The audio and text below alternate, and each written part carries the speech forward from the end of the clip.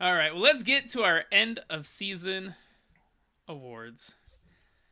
So they've already been announced. Player of the season was Phil Foden. Young player of the season was Cole Palmer. Manager of the season was Mr. Josep Guardiola.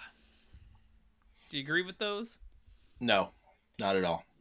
Not at all, he said. Which Maybe one's Pep Guardiola, and I can see the debate for Cole Palmer.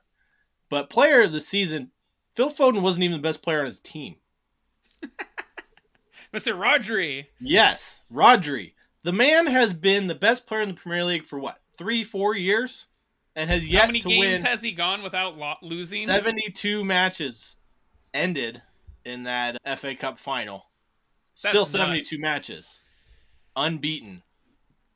It's insane, man. And not to mention, can you name a better midfielder in the entirety of the world, or defensive midfielder, than Rodri? Negative. Exactly. Phil Foden, he didn't even have the best ratings as a right winger in the Premier League. So, just saying. Rodri. Personally, there's also Ollie Watkins out there. I thought did I pretty good. agree. I mean, my top three are Rodri, Ollie Watkins, and Martin Odegaard for player of the season. I did not think Phil Foden deserved it. He was gonna win it though, man. There was a Of lot of hype. course. There's a He lot of came hype, and there's always a bias for attacking players. and he did have a fantastic last game of the season. Scored He that did. golazo against West Ham, and Yeah. I mean, it was announced before the last game of the season, so oh, was it okay? yeah. How about you? All right, I Foden? I would have gone Ollie Watkins. I would Yeah. say Foden's in my top three. But not Yeah, number I one. would have gone Watkins. I would have gone Watkins. What about young player? Okay, we'll move on to the young player. Cole Palmer. Because I didn't have Foden in my top three for player of the season, I have it between him and William Saliba for young player of the season. I mean, William Saliba, best defender in the Premier League, and he's what, 22, 23 years old? Yep. And then Phil Foden, who I believe is also 23. Fantastic year from him, and definitely better than Cole Palmer. So, and Erling Haaland won both last season. I don't know why Phil Foden didn't get young player of the season. Yeah, it was an interesting one. Yeah. I don't mind it. I like the Cole Palmer shout. No, Guy I scored mean, a lot of goals. fantastic season for him on a shit team for most of the season. So, Without him, that Chelsea was definitely a different team. yeah, I think they probably would have finished 10th if they didn't have him this season. And then manager Pep Guardiola won the Premier League. Yeah, Kind of a boring one. this is the one. Yeah, it's like It's too boring. It is just too like boring. yeah, he won the Premier League. Four in a Sure, give it row, to him. But whatever. Blah blah blah. Unai Emery got Aston Villa into the Champions League, man. I Give the like the man. Unai Emery shout. I like the Anthony Iraola shout. And Gary O'Neill. You know, I was gonna say that one. Yeah. I mean, it was going to be. I mean, I feel like manager of the season was always going to be whoever ended up winning the Premier League, whether it be Arteta or Guardiola. So, yeah, he won it. So yeah, I'm I'm by not default almost. by default. Yeah. Whatever. Well, let's get to our top 5 signings of the season. So this was actually really hard to narrow it down to 5. There was a lot of good signings. We're probably gonna really mess this up. I'm not going to do it in any particular order. I'm just going to say these are my top 5. Okay.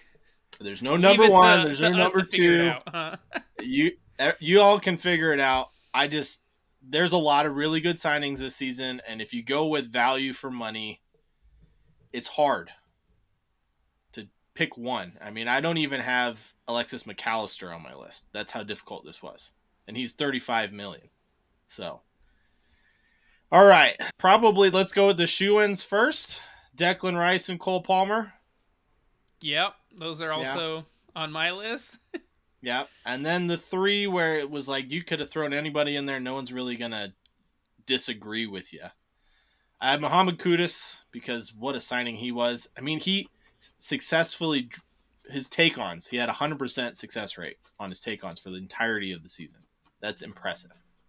West Ham had a good transfer window. They got him, James Ward-Prowse, Alvarez. Yeah. Alvarez, yeah. So we'll see what they do in the summer with Loptigi coming in. Should be interesting. Also with Paqueta looking like he might be out for a while. whether it be a transfer to Manchester City or suspended. We'll find out. Probably suspended. Have you Yeah, seen some of probably. the stuff of him betting Mm-hmm. on his own games and him trying to get yellow cards and red cards and all kinds of... That's some Yeah, shady stuff, some man. shady stuff. Oh, that looked bad. And then my next one is the fastest player in Premier League history, apparently, Mickey van der Ven. That's wild, man. Yeah, He had the fastest sprint in Premier League history. Mickey Van de Ven. I Nuts. know. And you think of all of the speedsters in Premier League history: Theo Walcott, Thierry Henry, I mean, Gareth even Bale. Gareth Bale, Cristiano Ronaldo. I mean, you go down the list, and somehow a defender is on top. I don't understand it. And then finally, this is the one I had the most difficulty with because there's so many players you could put in there. But because he was a free transfer and what he did for Luton, Ross Barkley. That's a good shout. I almost had Ross Barkley on mine, but And didn't that's give him any part love. of the reason why he made my list, because he deserves a shout. That's a great shout. So yeah, mine's not too different than yours. Cole Palmer, Declan Rice, Mickey Van de Ven, Mohamed Kudus, but I went Vicario. I The mean, guy solid is just shout as well. He's a shot stopper, man. Dude, and he's so lanky. I don't even want to say tall. He's just like a string bean. String bean?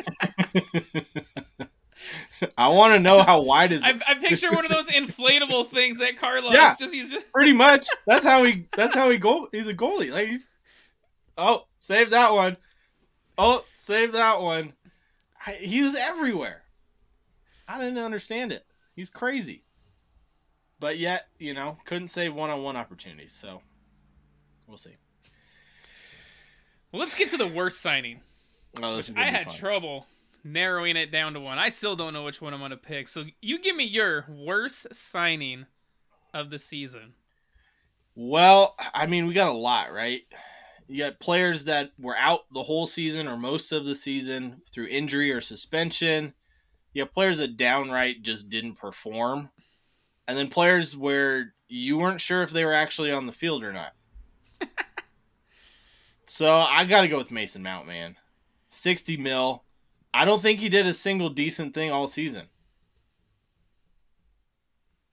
No matter who it was against. No, he didn't.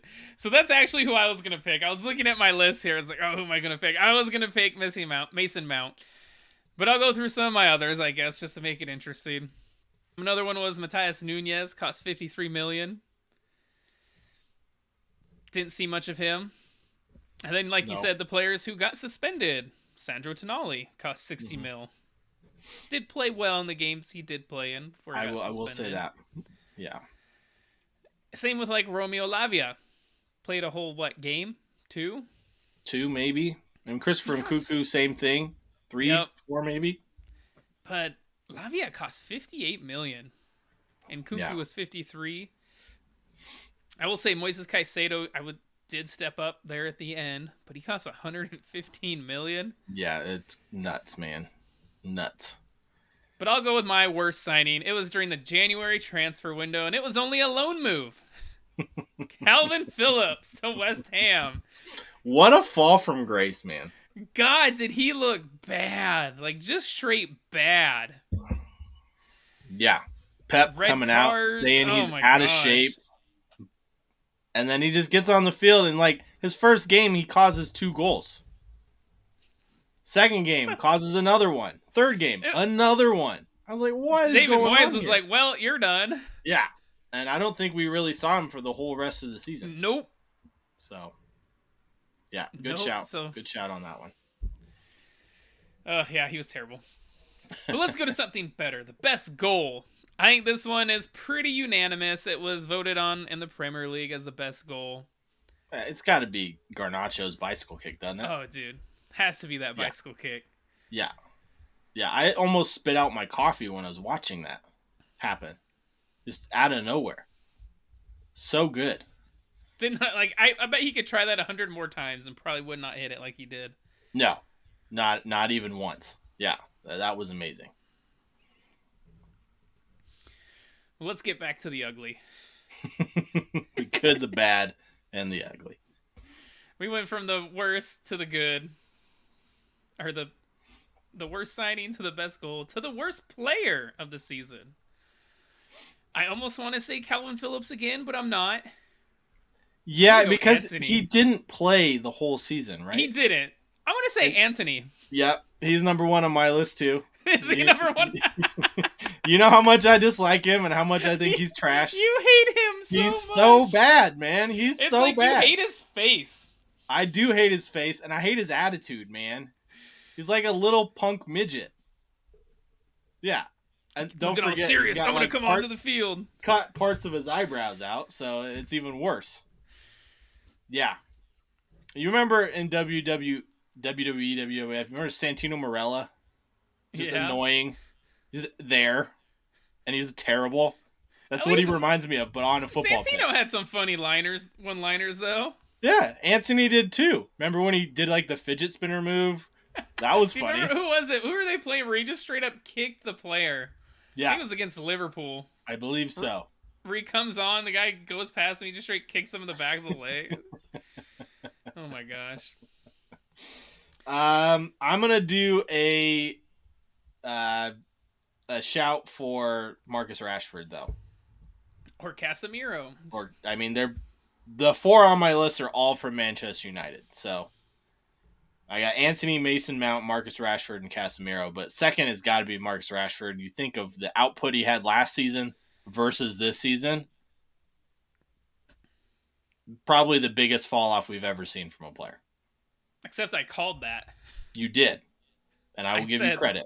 I said like he's so streaky, man. He goes on these tears and then Yeah, just does nothing. I thought eventually though at some point this season he would do something. So I and did I think thought so that. too, and he still did it. Still No. did it. So, and then Casemiro, he had his good games. It's once he got put in defense, then he was awful. Center back. Yeah, whether that be center back. I think at one point he got put at like left back. He I don't know. Anthony got put at left back and Anthony. threw a Well, fit. that yeah. We always knew that was going to be a bad idea. So So yeah, I pick Anthony though. It's definitely the worst. 100%, 100%. So who are the biggest overachievers this Premier League season? Well, I'm going to go with. I mean, I picked Aston Villa to be in the top four. You called me batshit crazy. So for that, they're not really overachievers in my book. But I would say, yeah, they're probably the biggest overachievers. I mean, we were debating it all season. Could they stay there the rest of the season? Inevitably, they did. But, I mean, that's mostly due to Spurs falling off and being terrible at the end of the season. So, otherwise, I mean, we both picked Bournemouth to finish 19th. We did. We did not expect Anthony Iraola to get that team humming like he did. So, I got to say Bournemouth in there too, man. Because they finished 8 places better than what I thought and what you thought. Or 7. Either way. And Aston Villa only finished, I think it was like 5 spots higher than what you picked them. So, by sheer numbers. Yes, I like both those picks. I would probably edge it to Villa because again, I didn't pick them to finish Champions League, so I'd probably give it to them. But another one I want to mention is Crystal Palace with Glasner. Well, yeah, you think of where they were after Roy Hodgson got let go. I mean, they were sitting just above the relegation zone. And then to finish 10th is amazing. And what was that? He was in charge. Glasner was in charge, what, 14 games? Something like that? Maybe Was not it even that. many. Yeah.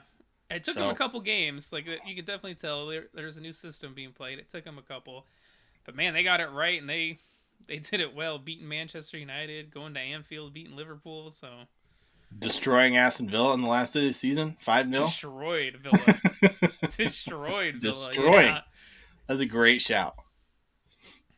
So those are the biggest overachievers. Who's the biggest underachiever? I mean, it's just going to go with the theme here where Manchester United players are littering our worst players of the season, worst signing of the season. They're the worst team of the season. I mean, Biggest underachievers, Manchester United. You picked them to be what? 4th? I think I picked them 3rd, yeah. Chelsea 4th, something like that. One of the two. Yeah, I didn't. I mean, I picked them to finish 8th. and so they finished 7th, which is technically better than what I picked. They finished 8th, buddy. Did they? Yeah. Sorry, other way around. I picked them to finish 7th. They finished 8th. So, but yeah, I mean, underachieve that. Yeah, even my low expectations, they were worse than. So it's got to be Manchester United. I mean, Brentford was pretty bad too, though. I was about to mention Brentford and Brighton, yeah. Yeah, Brentford, Brighton, and then, I mean, I had Burnley at like 10th. Burnley? You did. I wasn't that high on them. I think I had them like 15th or something. Yeah, and they were really bad. So, but yeah, it's got to be Manchester United, man. Their worst ever finish, yeah. Makes There's sense. a lot of worst evers there.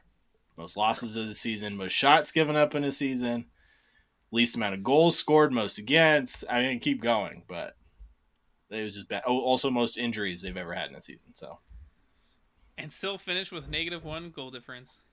Yep. All right, that's it for our normal awards, Targo. I think we did pretty well. I don't know. What do you guys think? Let us know. Comment below. Comment below. Make sure you're hitting that subscribe notification bell. Make sure to give us 5 stars on all podcast platforms. Check out our Redbubble, guys. We got stickers, shirts, hats, mugs, you name it. Got it on there. All with Brews and Banter on it. Don't forget to check out Acorn Hills and their new summer line coming to you soon. Make sure you check out our Instagram, Brews Banter FC, our TikTok, Brews FC, our Facebook, and our Facebook group. Till next time, my friends, we love you. Thank you so much for supporting us. Cheers. Cheers. Today's episode is brought to you by Acorn Hills Clothing Company. Sustainable clothing, biodegradable packaging, tree planted for every purchase, and a percentage of their sales donated to charities. Yeah, and that's not even the best part. They give you these plantable clothing tags with every purchase. Pretty much greatest idea ever. That is scan awesome. The QR code right here for planting instructions. So make sure you go to www.acornhillsco.com and use Brews15. That is BREWS15 at checkout for 15% off and have your tree planted today. Yes, don't forget to use our code Brews15 at checkout for 15% off. This is one you don't want to miss, guys.